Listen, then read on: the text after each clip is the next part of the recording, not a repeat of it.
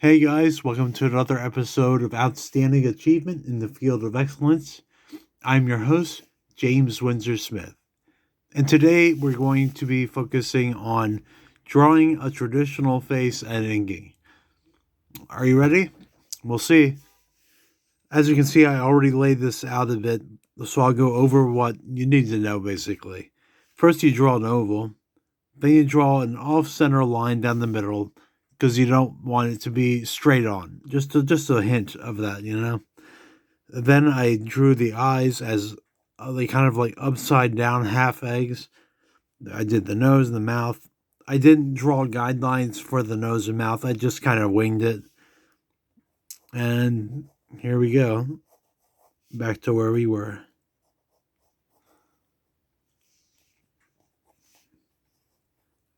How's everybody's Friday going? Have you gotten any new books? Today was actually the first day since like June, really, that I went to a comic book store since I had the stroke. And it's a little hard for me to get around, but I actually went in there on my own without any guidance, without any help or assistance. Actually, I used a cane, so I assisted myself. But it was really great to get to a comic store and really shop for myself and not just order something online. Even that had been a while because I'm pretty broke, but I had a little bit of money, and I bought two essential Marvel books. One being Captain America Volume 5, and the other being X Men Volume 7. And I also got a Marvel Masterworks of Thor Volume 1. That should be very cool. A lot of people come down on the inks of Vince Coletta over Kirby. I disagree. I used to think like everybody else on that, but in my opinion, like comics are kind of a minimalized art form. So if he subtracted from the art, he was really just simplifying the storytelling, whether he intended to or not. So look at it with those eyes and that perspective. Like it would be awesome if he had inked everything Kirby intended, but at the same time, it was really a factory. You really had to make some sacrifices. That's a controversial opinion, but that's the one that I have. Okay, I'm using a zero point 0.1 pen. It's a multi-liner from Copic. They're kind of expensive, about 9-10 bucks. You can probably get them cheaper somewhere, but that's what I'm paying for them. I'm going to step it up. I don't like the lines on this. It's too small. As I always say, it's never too late to change.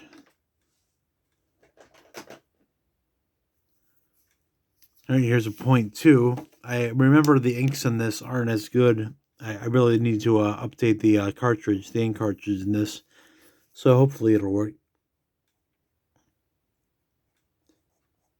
I think it's coming out pretty good.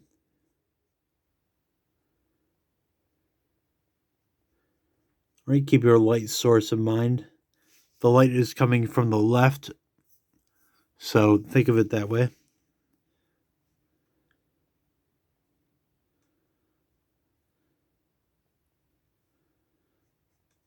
Or then we work on lips. These are full feminine lips, or as I call them, like Paul Pope lips. Really like Paul Pope, despite his being an early canceled person in the industry. I think I don't think he really has what he once had anymore. I look at his layout and designs, and I find them lacking at this point. It's really a shame to see somebody fall from such heights, but he's not alone. Look at like Travis Charest. I used to like worship Travis's work, but the work since he's come back from his mid-career like hiatus has been very uncoordinated. What the design is just really awful. I think he uses 3D models, which he really shouldn't do because he has the ability to basically draw from his imagination, and it's just easier. So he thinks it's going to come out good, in my opinion, and it really doesn't.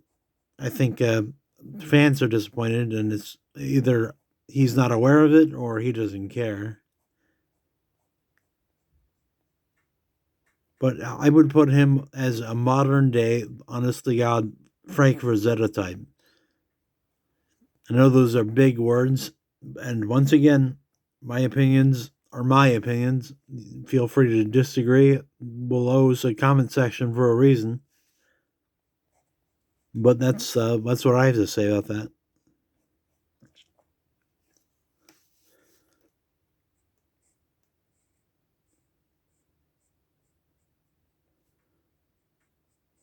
Oh yeah, I posted today a lot of comic artists on the from the Criterion collection of movies. Those are actually just online finds. I don't have any of those movies, at least not the Criterion versions. Little secret there.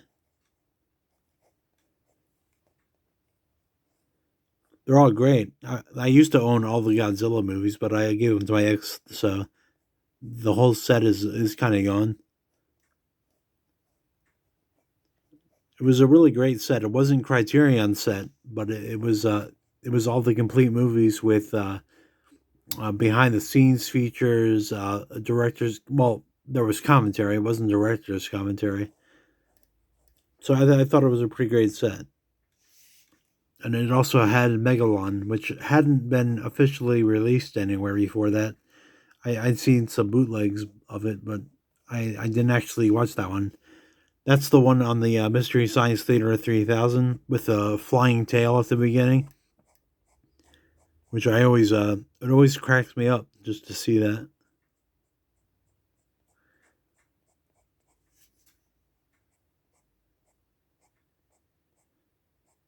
All right, not bad, but I think it's time to upgrade. Let me see what I have here. White pen. Too many pencils.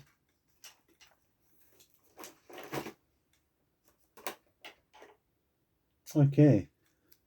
I'm actually going to switch to a micron. This is a 0.3 millimeter, but it's always come in handy. I've always liked the way the ink flows.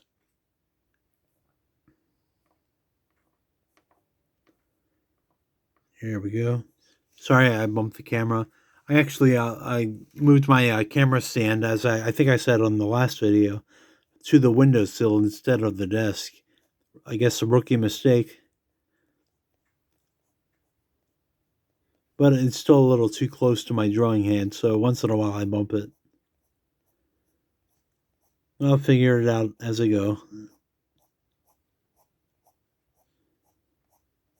I just want you guys to get an up close and personal look at the art rather than from a distance.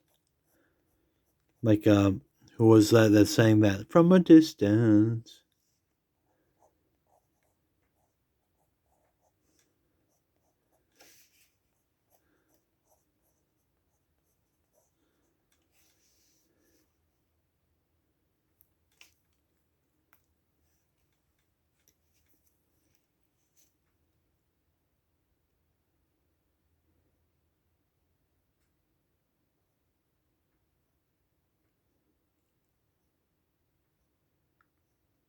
Right, I think I'm in the zone a bit here. Really focusing on the inks here.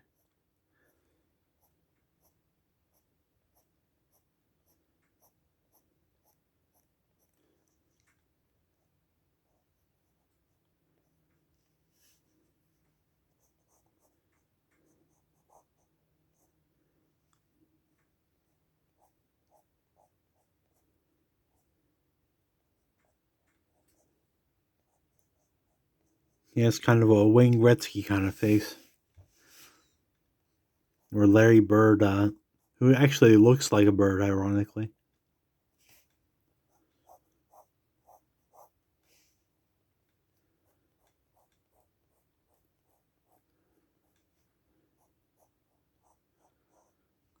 the Matthew McConaughey. I see all sorts of faces in this.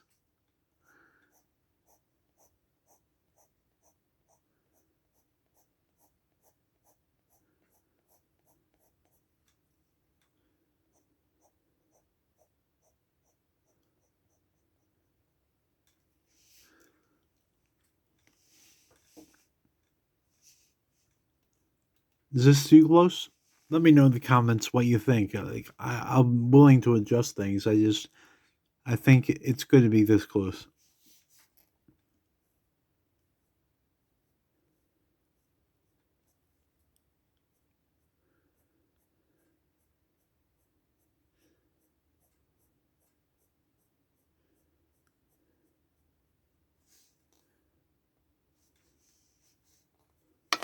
Oh, sorry.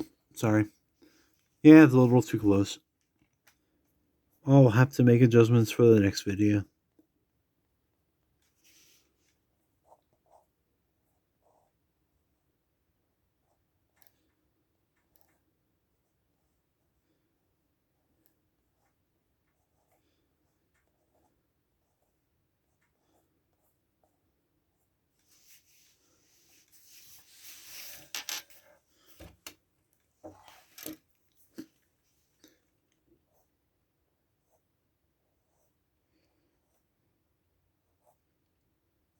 I'm never happy with the way I do hair. It, it's like I stopped doing a natural line, and I haven't gotten the hang of it after all these years.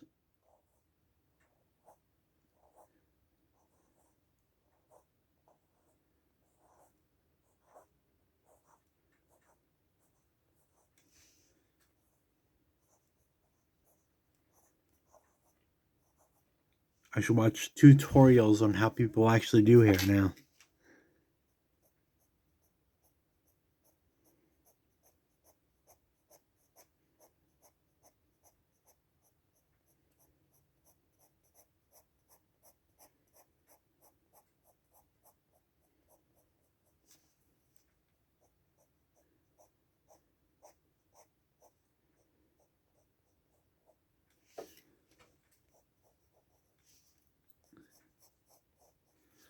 I'm going to go even thicker.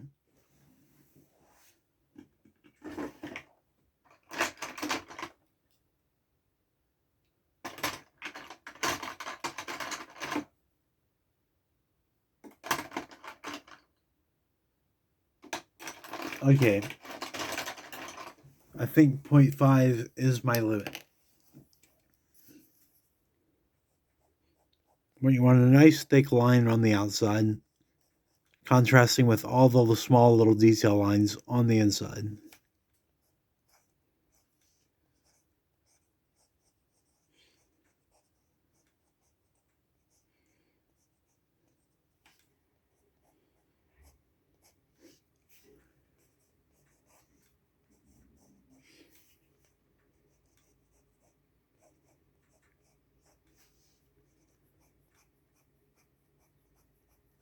Oh yeah, did you turn in your homework for the Outstanding Achievement Group? It's due today. Robin Fisher's been doing a great job. She really has some kick-ass ideas. I think that they really do challenge you as an artist. Whereas before, I had basically just chosen things that were kind of simple. I just wanted to see if pros would draw anything. And Ho-Che Anderson actually did. That was kind of cool. He drew the thing, but he did that under David Brent. No, was it David? No, it was Brian Payne's tenure as the substitute. Shout out to Brian Payne and David Brandsetter. That was quite of an accomplishment, which David will never, or I'd said it again, which Brian will never live it down. That's pretty great.